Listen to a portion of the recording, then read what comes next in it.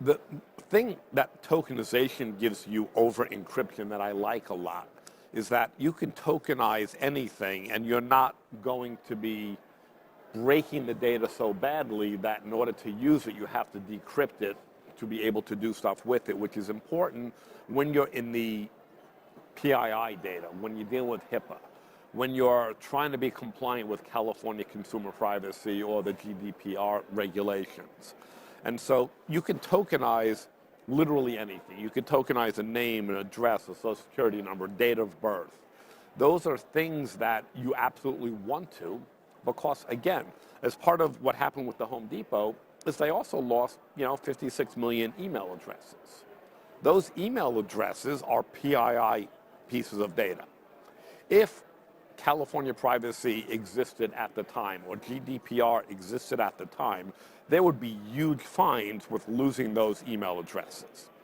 And so today you need email addresses so that you can communicate with your customers, how you could send them things like receipts or marketing information.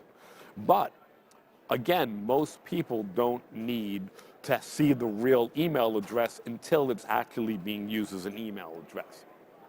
The other nice thing I like about it is you can do a lot of analytics off of it because you're still preserving the information.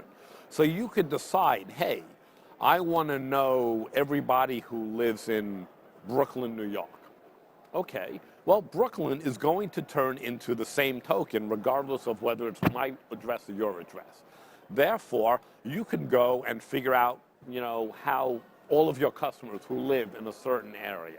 You could figure out what zip code or what state. So you could still do analytics off of your data without necessarily having to expose it to end users who will potentially do bad things with it.